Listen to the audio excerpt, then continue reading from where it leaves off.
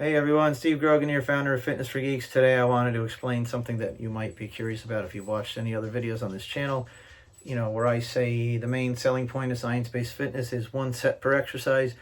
Then why are we doing multiple sets with dumbbells? Well, that's because, with dumbbells, you go to the gym and you have a leg press, right? With a big, huge weight stack that goes up to 400 pounds. You're not going to have that at home with dumbbells. But, you want to be sure, again, you're hitting momentary muscle failure. And, there might be a point during your set where you feel like you can't lift the weight any further, and you might think that you hit momentary muscle failure.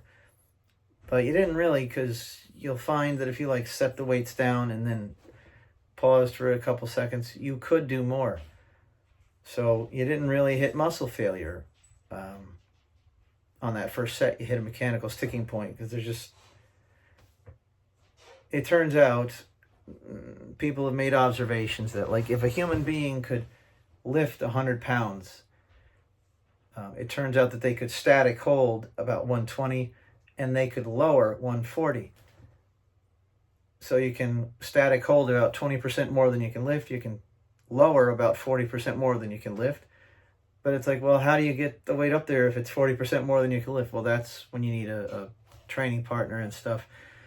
So anyway, we compensate for the limited amount of weight we have by doing more than one set.